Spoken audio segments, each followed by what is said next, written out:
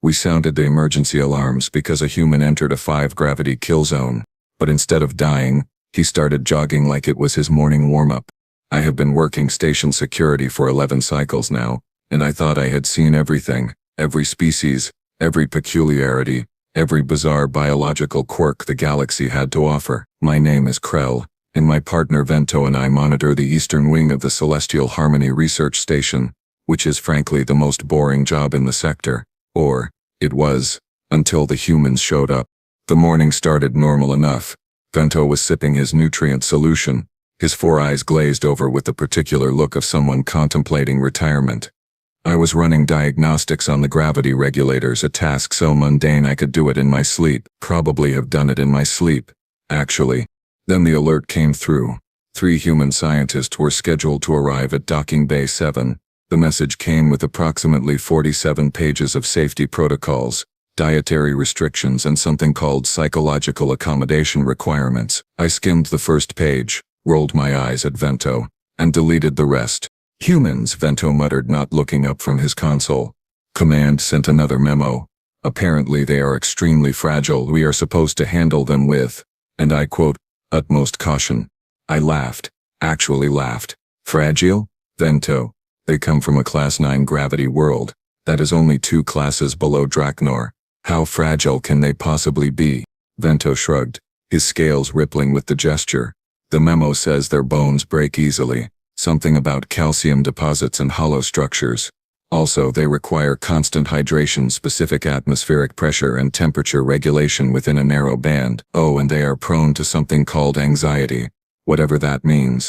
Sounds like someone in xenobiology has too much time on their hands, I said, pulling up the docking bay cameras. Look at them. They are walking just fine. 2 legs, bilateral symmetry, standard carbon-based biology. What could possibly go wrong? Famous last words, as the humans would say. What I did not know, what nobody bothered to mention in all those safety protocols I deleted, was that Section 12 of the Eastern Wing had been running Draknor standard gravity for the past 3 days, 5 times galactic standard, and the maintenance crew had forgotten to update the warning system. Trevor Kane was the first human I actually paid attention to. Not because he was particularly remarkable looking, mind you. Average height for his species, brown hair that stuck up in odd directions, and wearing what appeared to be standard-issue research attire. No, I noticed Trevor because he took a wrong turn at Junction 42 and headed straight into Section 12. Section 12, where the gravity was still set to Draknor levels. I sat up so fast I nearly spilled my own nutrient drink. Vento, human in Section 12. Vento's eyes all focused on his screen simultaneously. A neat trick that still unnerved me after 3 years of partnership. Oh no. Oh, that is bad. That is very, very bad. He is going to be crushed. His fragile bone structure cannot possibly. We both watched the monitor, waiting for the inevitable collapse. Humans were supposed to be delicate, right? Their bones were practically hollow, according to the reports. 5 times normal gravity should have flattened him like a Plexian pancake the moment he crossed the threshold. Trevor stumbled slightly as he entered the section. See? There it was. The beginning of the end. He was going down, and we were going to have to file approximately 900 incident reports, and Command was going to have our hides mounted on the wall as a warning to future security officers who deleted safety protocols. But Trevor did not collapse. He steadied himself, rolled his shoulders in a circular motion that made several vertebrae crack audibly over the audio feed, and then, I swear on my ancestors, he smiled. Huh, Trevor said to himself, his voice picking up clearly on the monitors. Gravity feels a bit off in here. Good workout opportunity though. And then he started jogging. Not walking. Not crawling. Not desperately clawing his way back to normal gravity while his skeleton compressed into powder. Jogging. At a steady pace. His feet hitting the deck plating with rhythmic thuds that registered on the seismic sensors. I stared at the monitor. Vento stared at the monitor. The 3 other security officers who had wandered over to watch the gruesome human death also stared at the monitor. Is he? Vento started. Yes, I said. But he should not be. I know. The gravity is 5 times. I know. Trevor jogged past camera 3, then camera 4. He was not even breathing hard. Well, he was breathing harder than normal, obviously. But he was not dying. His face had turned slightly red, and there was moisture forming on his forehead. But he just kept going, one foot in front of the other, arms pumping at his sides, like this was completely normal. Should we stop him? One of the other officers asked. That snapped me out of my stupor. Yes. Sound the alarm. Get medical down here. That human is going to kill himself, and I am not explaining this to command. I slammed my manipulator down on the emergency response button so hard the console cracked. Alarms blared throughout the eastern wing, the kind of ear-splitting wail reserved for hull breaches, radiation leaks, and apparently suicidal humans jogging in extreme gravity. Medical emergency. Section 12.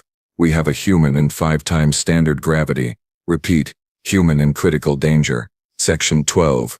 I was shouting into the comm system, probably loud enough that half the station heard me without the benefit of speakers. Vento was already pulling up the emergency medical roster. Dr. Plinks is on duty, dispatching her team now. Estimated arrival time 4 minutes. 4 minutes. This human would be a puddle of organic matter in 4 minutes. My comm unit exploded with chatter. First the medical team confirming deployment. Then maintenance asking what idiot had entered Section 12 without checking the gravity warnings. Then, and this was the worst part, Station Commander Thorvus himself. Krell, this is Thorvus. Report. Now. Commander Thorvus was a Vaxillian, which meant he stood nearly 3 meters tall, had mandibles that could cut through hull plating, and possessed exactly zero tolerance for nonsense. I had spent 11 cycles avoiding his direct attention. That streak just ended spectacularly. Commander, we have a human who entered Section 12 approximately 90 seconds ago. He is currently, jogging, sir. There was a long pause. Repeat that last part, Officer Krell. The human is jogging, sir, in 5 times standard gravity. He has not collapsed yet. Another pause, longer this time. I could practically hear the commander's mandibles grinding together. Get him out of there, immediately, and open a comm channel to him.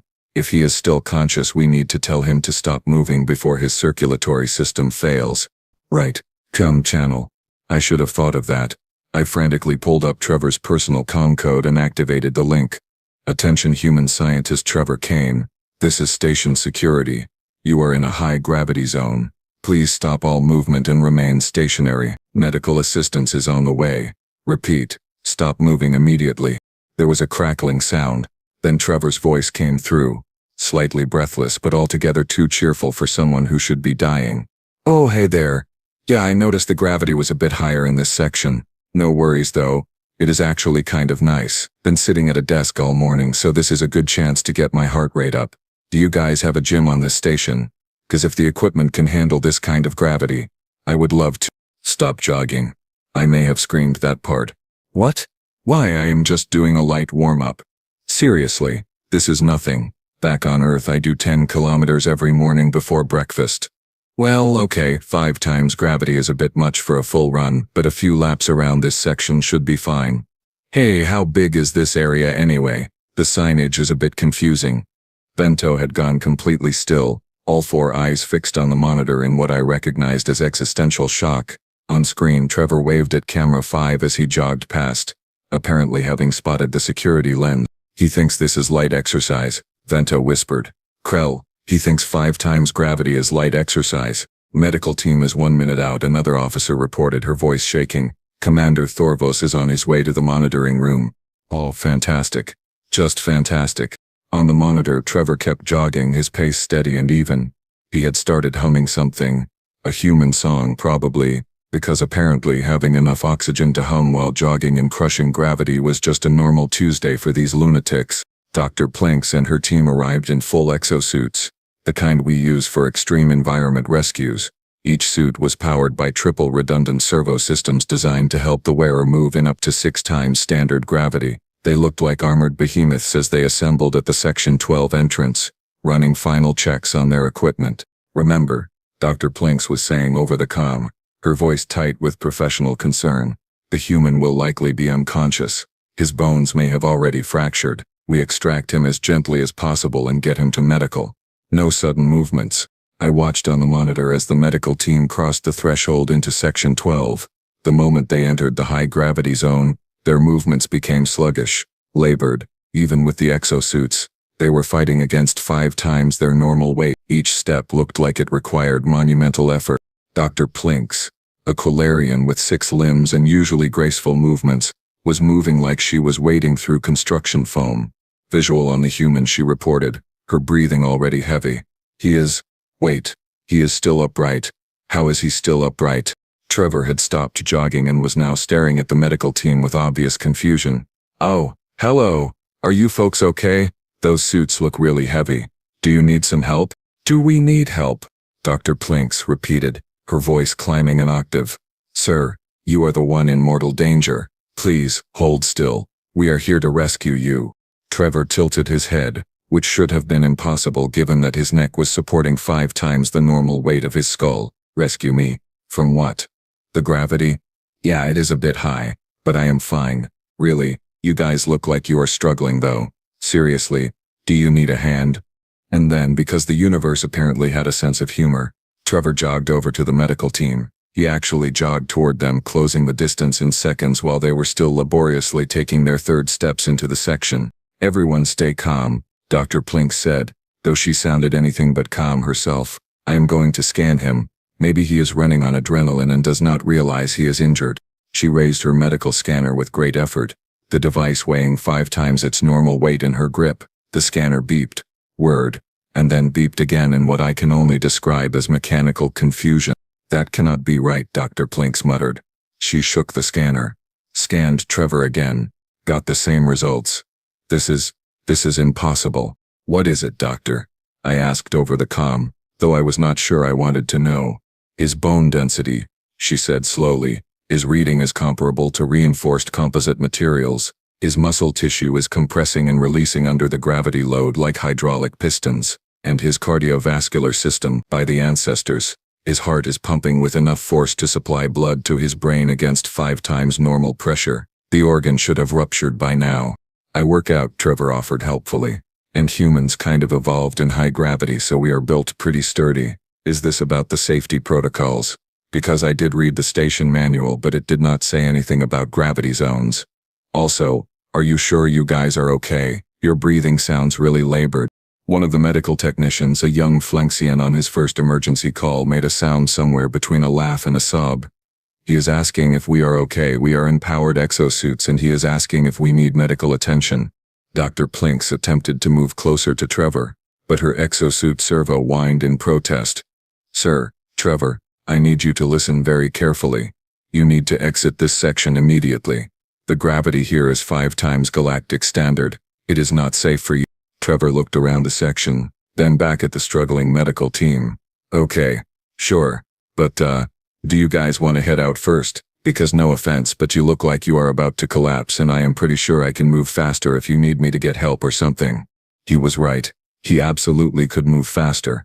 In fact, he could probably carry all 5 of them out while jogging, and that thought was somehow more terrifying than anything else that had happened in the last 5 minutes. Getting Trevor out of Section 12 was easier than getting the medical team out. He walked ahead at a casual pace while the exo-suited rescue team labored behind him, servo motors whining with every step. By the time everyone reached normal gravity, Dr. Plinks looked like she had aged several cycles, and Trevor looked like he had enjoyed a pleasant stroll. The medical bay examination room was packed. Dr. Plinks, her entire staff, Commander Thorvas, Vento, myself, and about 6 other personnel who had found excuses to be there. We all stared at Trevor like he was some kind of physics-defying anomaly, which, to be fair, he was. Trevor sat on the examination table, legs dangling off the edge, looking confused by all the attention. So, am I in trouble? Because I really did not see any warning signs. I thought maybe it was just a different section with adjustable gravity for, I do not know, equipment testing or something. Dr. Plinks had her scanner out again, running it over Trevor for the 5th time. You thought the gravity felt heavy? Well, yeah, Trevor said, shrugging. It was noticeable. Like my legs felt a bit heavier than normal and my breathing was elevated. But nothing too bad. Kind of like jogging uphill back home, you know? Jogging uphill, Commander Thorvas repeated slowly, his mandibles clicking together in a way that suggested he was 2 seconds from either laughing or having a breakdown. You compared 5 times standard gravity to jogging uphill. I mean, yeah, it was not that different, honestly. A good workout, but not anything extreme. Trevor paused, looking at all of us. Wait, is 5 times standard gravity supposed to be dangerous? Because Earth is like, what, 9.8 meters per second squared? That is pretty close to galactic standard, right? So 5 times that is only about 50 meters per second squared. That is high, sure, but not crush your bones high. Vento made a choking sound. Only 50 meters per second squared. He said only. What do you normally do for exercise, Trevor? Dr. Plinks asked, her voice very carefully controlled. On Earth, I mean. Walk me through a typical workout routine.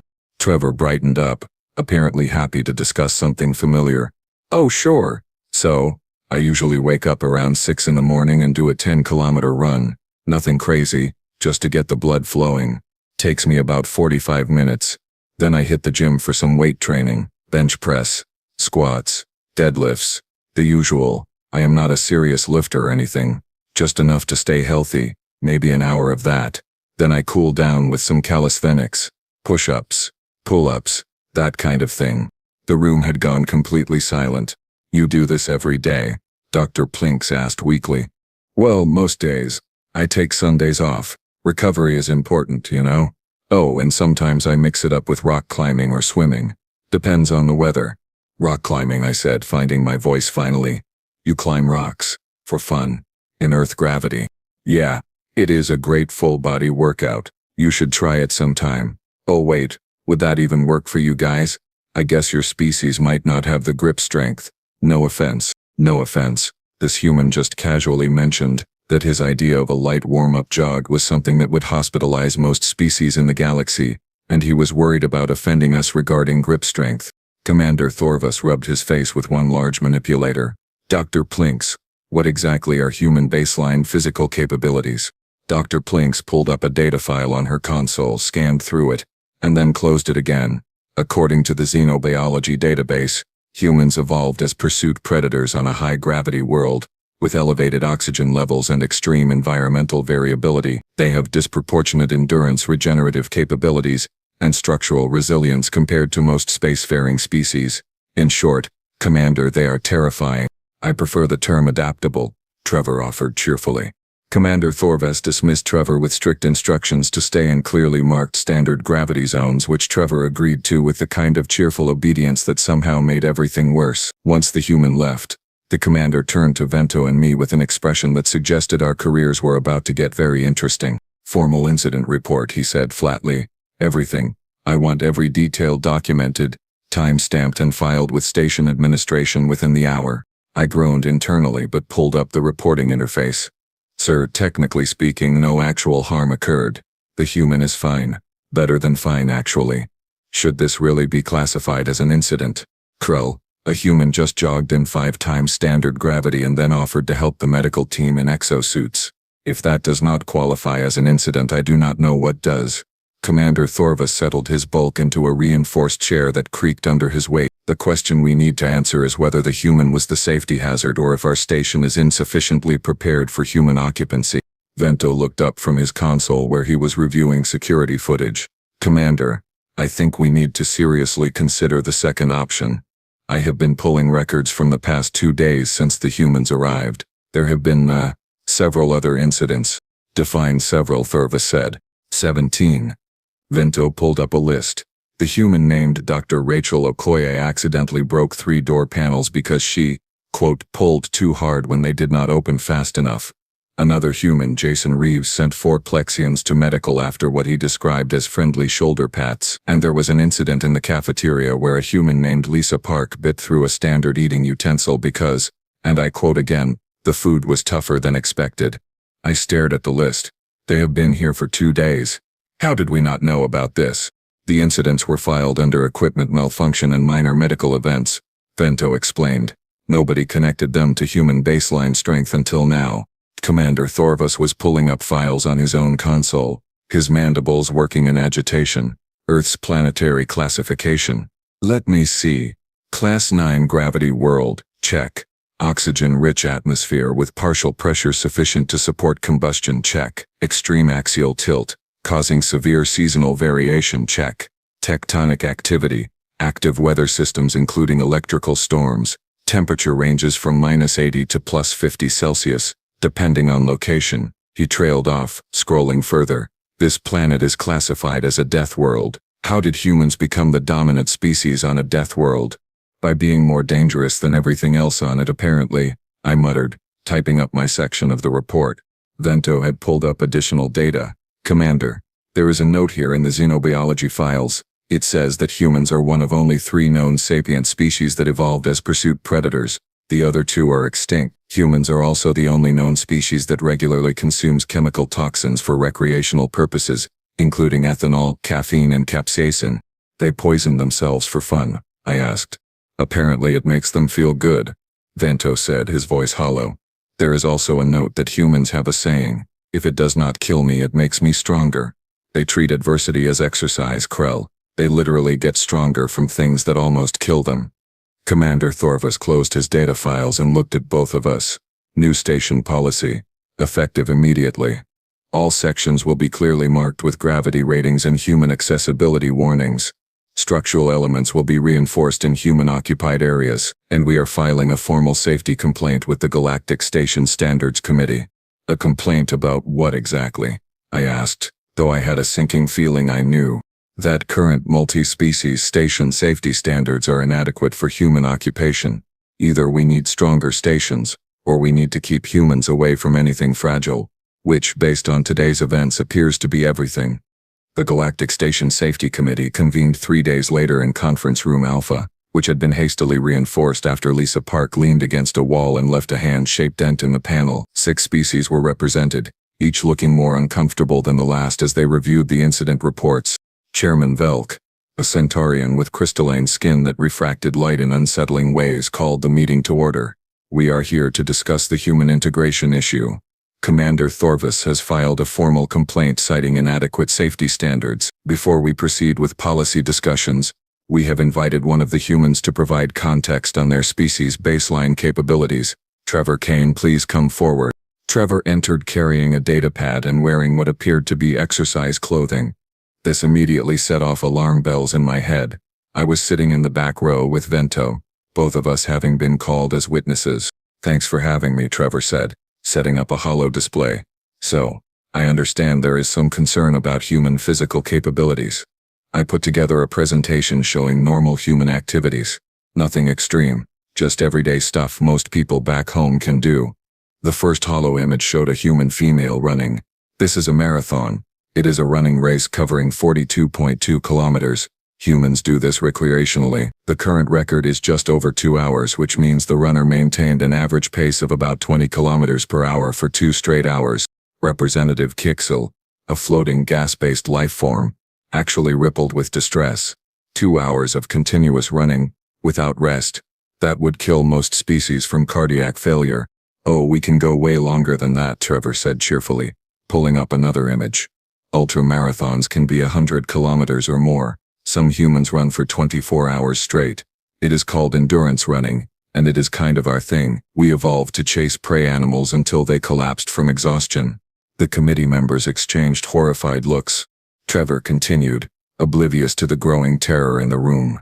Now regarding the strength issue, this is a video of a standard human gym. The holo display showed humans lifting metal bars with weights attached. That person there is bench pressing 140 kilograms. She is not a professional athlete, just someone who works out regularly. The human strength record for deadlift is over 500 kilograms. 500, Chairman Velk repeated faintly.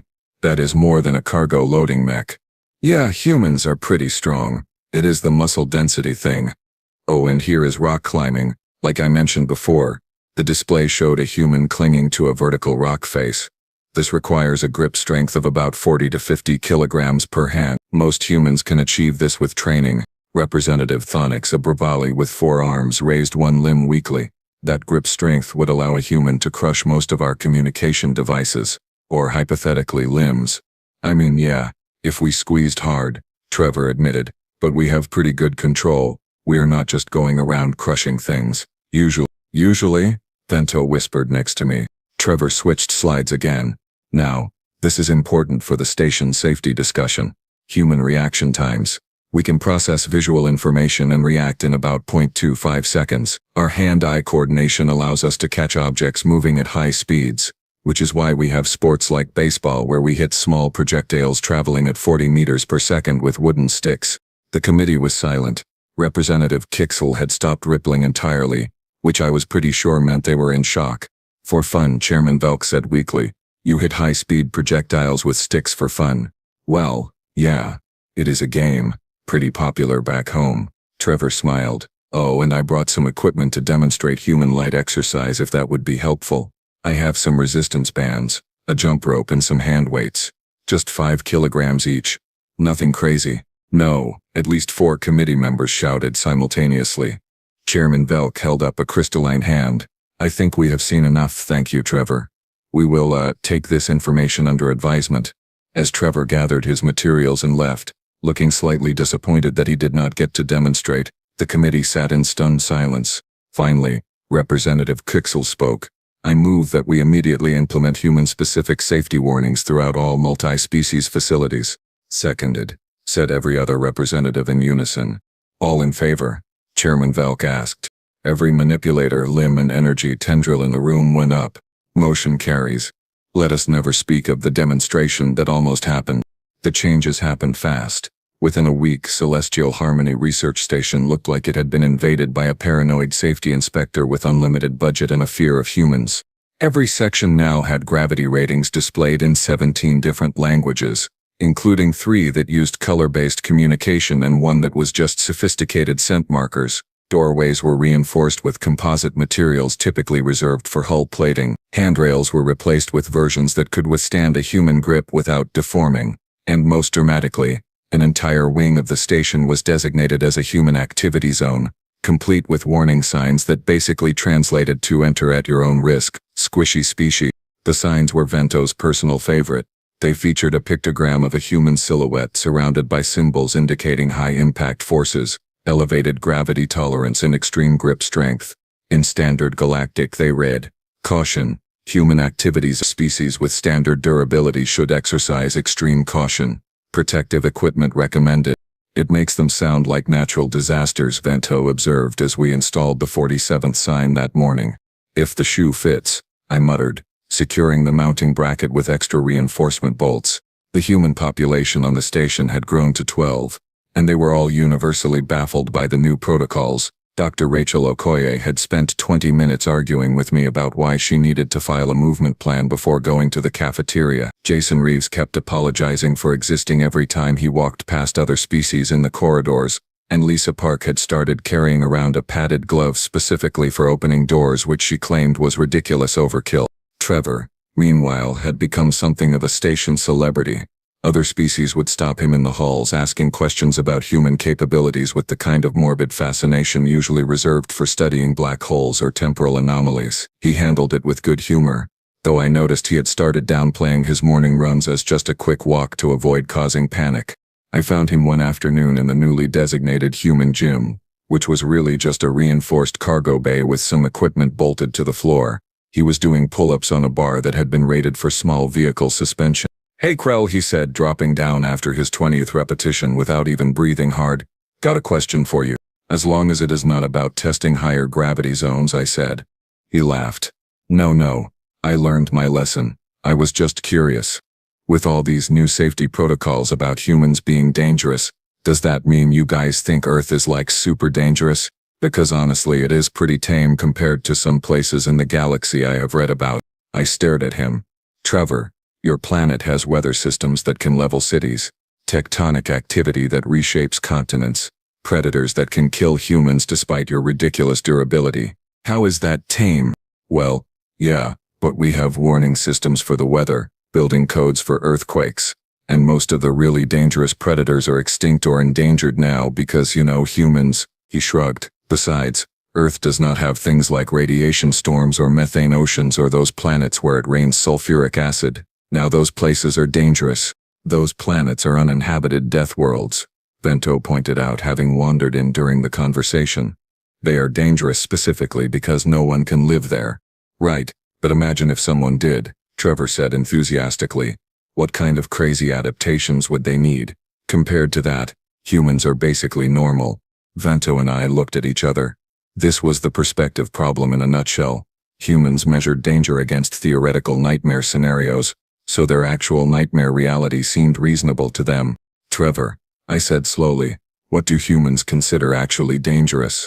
He thought about it for a moment. I mean really dangerous.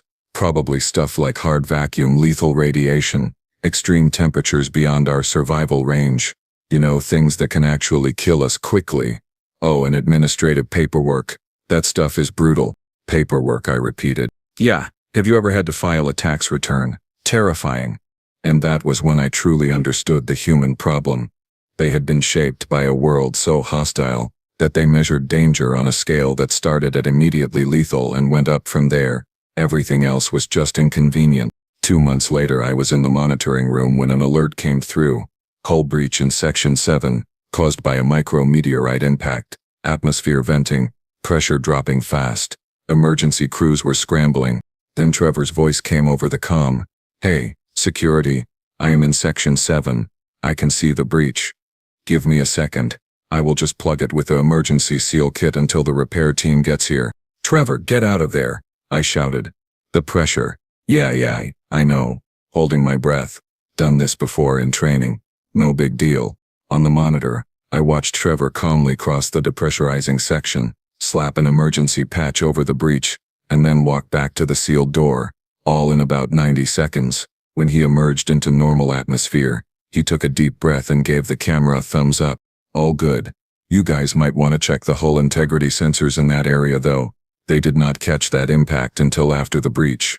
Vento looked at me. I looked at Vento. I am adding a new line to the safety protocols, I said, which is, in the event of catastrophic emergency, locate nearest human. They will probably fix it before emergency services arrive. Vento considered this. That is actually solid advice. And really, what more was there to say? Humans had been on the station for 3 months and they had gone from being classified as fragile curiosities to being our unofficial emergency response team. Not because we asked them to, but because apparently, life-threatening station failures were just light exercise compared to a Tuesday morning on Earth. I never did delete those safety protocols again. Turned out, they were just warning us about the wrong things.